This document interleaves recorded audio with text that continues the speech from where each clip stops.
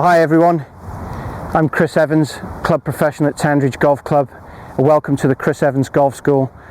And in this short video, what I hope to do is to teach you 5 steps to better chipping. First step we're going to concentrate on today is going to be your shot choice and the club selection for that shot. This is probably the biggest mistake that most people make when they're coming to a chip of any sort. For me, landing the ball on a green is one of the most important things when you're chipping correctly.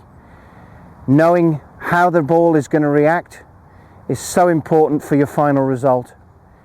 So landing on the ball gives you consistency of bounce, consistency of roll. Landing a ball on an unprepared surface, even though it may be a fringe or an approach, still might not be good enough and may cost you 10 feet, 20 feet. The object of the exercise is to try and get up and down, and that's what I'm going to try and teach you today. In this situation, loft for me is an issue. I'm standing approximately 10 yards from the putting surface. I've got a downhill chip and I've got some rough to go over. So running the ball with a 7 or an 8 iron is just not an option. So I'm trying to work the shot out in my mind before I take it on. And having a look at this, you can see the rough that I've got to carry onto the green and let it run down. For this shot I need loft, and I need lots and lots of loft. This is my 58 degree club. It's a Mizuno MPT5. I could use it with a slightly open face to create even more loft. Some of you may carry 6-degree wedges, and 60-degree wedges would be ideal as well for this type of situation.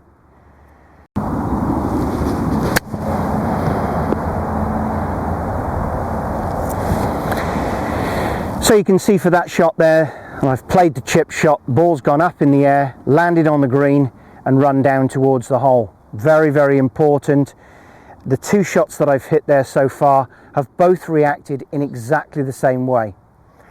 What I want to do now is just maybe have a look at this particular area here. And if I was closer to the green, where I did not have so much of this rough to carry, then what I might do in that situation then is to use a 9 iron or a pitching wedge even. They carry a lot more loft, a lot less loft. But in this situation, that's okay because I have a lot less rough to come over. I can use a very, very similar setup, and because this golf club is going to go a bit lower, I don't need to worry too much about the ball not landing on the green and then me still having control of its final destination. So the key to what we're saying there about your club selection is that it must create a trajectory for you to be able to land the ball on the green or as near to the green as possible onto a prepared surface that you know the reaction, and once that happens your shots will improve. That could be with a lower lofted club like a pitching wedge, or a higher lofted club like a 60-degree or a 58-degree club like mine. That's it for shot selection. It's up to you to try and use your imagination. We're going to move on now to step 2, and that's the setup.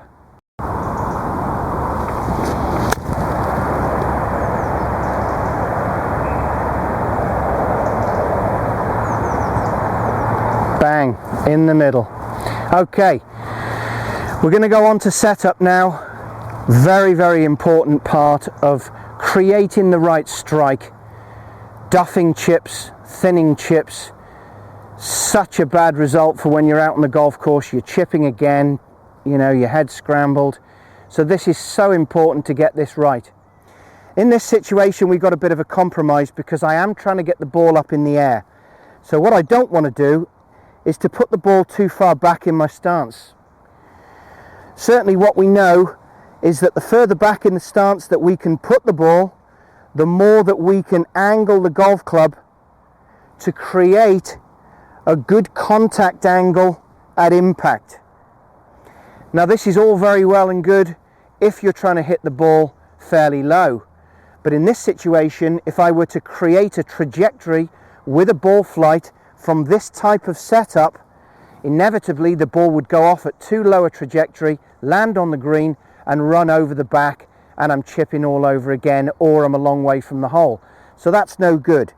So what I'm going to try and do in this situation now is to show you that if I want to try and elevate the ball, I've now moved my ball position into a more forward position in my stance, central, maybe just in front of center. And you'll notice at address now that the angle of the shaft is much straighter, and this has given me a true indication of the 58 degrees loft on my club.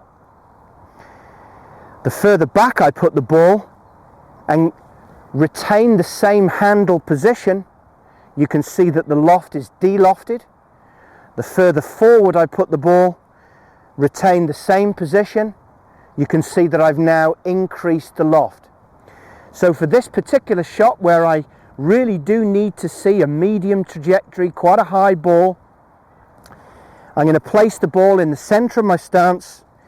My feet are fairly close together, so I've got decent balance.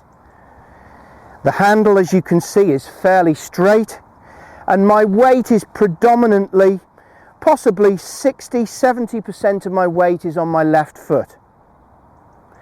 This, in terms of setup, is extremely important. If you want to try to hit the ball slightly higher, you may need to use a club face position which is slightly open. Should you try to do this, the best thing to do first is to take the line of your toes, move it slightly to the left, and now you can alter the position of the leading edge so it's now facing the hole. Retain the same central ball position, and as I go back and through, you can see that the ball has gone off at a much higher trajectory. I don't really need a ball flight that high for this particular shot, so what we'll do is we'll get ourselves set up and we'll try and use a ball position which is fairly central. Because it's central and the club face is square to the target, I don't really need to stand too much open. I'm holding slightly down the handle, and now I'm ready to go. You can see that my weight balance is always on my target side, and this is critical to maintain this weight balance through the shot.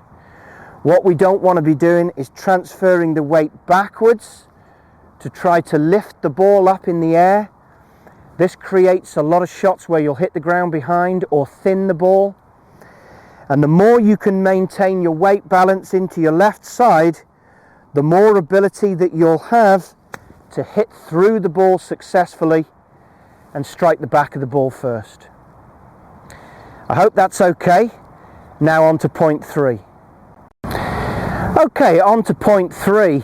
And point 3, we're now really starting to get to the nitty-gritty of how you're going to create your shot.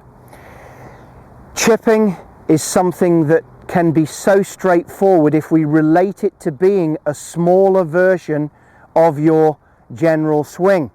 And for this demonstration, I'm just going to take my driver out of my bag, and I'm going to show you exactly what my first yard of my driver swing looks like. So from a left heel ball position, I'm going to show you that the golf club works back into a position which is slightly in front of my hands, working up to this position where it gets to 9 o'clock, and it'll be parallel with my left arm and shoulder. Now, this is extremely important when we chip and pitch, because basically what we want to try and do is to try to copy this path or even exaggerate it slightly more. The driver is a long club, and my 58-degree wedge is actually my shortest, which means I'm standing a lot closer to the ball, and that means that the shaft angle at address is a lot steeper. My driver sits at this angle, and my 58-degree wedge sits at this angle. So it's natural for this shorter club to go back at a steeper angle. One of the common faults I see, especially with people who thin the ball and duff the ball behind in the ground, is to take the golf club back too much inside too quickly. This position will cause you to thin the ball or hit the ground before you make contact with the ball virtually every time you chip. As you can see, it's created a very shallow, low to the ground path, and now as I come through, the club will actually be lifting off the ground as it gets to the ball. The key situation for your downswing will eventually to be able to hit down onto the back of the ball rather than up.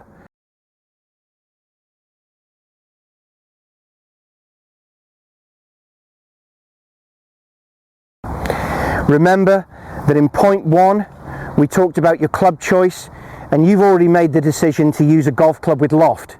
It's this loft that gets the ball in the air, not you leaning back or trying to scoop the ball. So let's take a look at the backswing. So as you can see, as if I hold even slightly down the shaft here, you can see that the line of my swing is fairly straight as it goes back, and there's a marginal hinge of the wrist, and as you can see, that allows me to get the golf club back a lot straighter and slightly more elevated. It hasn't worked in and very shallow to the ground, which now will allow me to try to hit up on the ball. So from this position in the backswing, the key here is to go back and try to take the club head back outside the hands and as straight as possible. As you can see, for this exercise, I actually brought one of my clubs and put it on the ground. And if I place my club head at the front of the shaft, all I need to practice is being able to run my golf club back and down the line of this particular shaft. Okay, let's have a look at that in action. I'm setting up to the ball, central ball position, my weight slightly on the left, not too much. I'm using just a little bit of extra loft. Now from there, the golf club goes back in a straight line and through towards the hole, and another nice result. Okay, right. Let's now move on to point 4. Okay, so you've made this great backswing line. Now you've got to come through. This is where we get slightly tentative. We're not sure of the result, but I think this demonstration will help us to actually be more confident as we actually get this golf club to go through the ball. So I'm going to set up to this one, and I'm going to run through everything that we've done so far very quickly. From setup, my ball position for this club, getting it in the air, remember, is central. Club face nice and square, the handle position is retained, weight slightly on the left side. I've made a good choice of club for this particular shot, and I'm set up. I've now created a backswing line which has gone back pretty straight, and the most important thing now is that I'm watching the golf ball, and as I lead my club through the ball, the lead comes from the shaft, the handle end of the shaft, passing the ball first. So I retain the angle that I've created in my backswing as I come through. One of the biggest mistakes I see is the dreaded wrist flick, and I'm going to give you a great exercise today to stop you from flicking your wrists. What I want you to do is to have a look at the angle of your golf club as it's set to the ball. Create your backswing for me and stop. Then I want you to have a look, and I want you to see that the toe end of the golf club is now facing the sky. As I lead through the shot, the golf club will come back to square, but as I reach my 3 o'clock position, you'll see now that the face of the club has retained a position where it's actually now facing the sky. The second I flick my wrists through the shot, my club face will instantly be looking at the ground. This position is a disaster. You'll hit the shots left, no control over the ball flight, and almost guaranteed to hit it too far, duff the ball, thin the ball. Let's look at that again slowly. We're going to do it in slow motion, and I want you to have a very close look at the shaft and face position. The shaft will move back into its nice straight position. The toe of the club is pointing to the sky. I'm working the club through the ball, back to a square position, and as I reach my 3 o'clock position on the way through, the face angle of the golf club is now still pointing at the sky. As long as you've retained this face angle position, it means that you haven't flicked your wrists. And that pretty much is the downswing in a nutshell. We're going to come on to rhythm in a minute, which will give us a little bit more of an insight into how we actually get there, which is going to involve a little bit more body rotation. But the important part of that downswing action is to retain the position of the club face as it comes through, so that the loft is working for you. Let's have a look at that in a shot, and we'll just try and get a little close-up shot there of what I do with the club face and how this position is retained. So nice and slow, we'll see the club going back nice and straight, and then as it comes through, you'll see that position there where the face angle is retained and the loft is now still looking up to the sky. Perfect, and a nice straight line between my left arm and the shaft. Okay, let's go further now. Let's go on to point 5, the final piece of the jigsaw. So, tempo. Tempo relates to the distance that you're actually going to try and hit the ball. Remember, if the golf club contacts the ball at high pace, the ball will go a long way. You can relate that to the driver swing. You're trying to hit the ball further, you're trying to increase your club head speed. Likewise, when you're around a chipping green, if there's a shot which is a few yards only, your golf club must be traveling extremely slowly to create the correct strike for the ball to go that distance. Let's have a little look at a very, very short shot, and this is the kind of tempo that I would be using to hit a shot of a very short distance. Now you can see that I've retained all of my angles and face positions, but the ball has only just gone a few yards. What I did there was I just completely slowed down my tempo. Likewise, now what I'm going to do is I'm going to increase my tempo, and this shot's going to go a lot further than even the chips that I was hitting earlier on.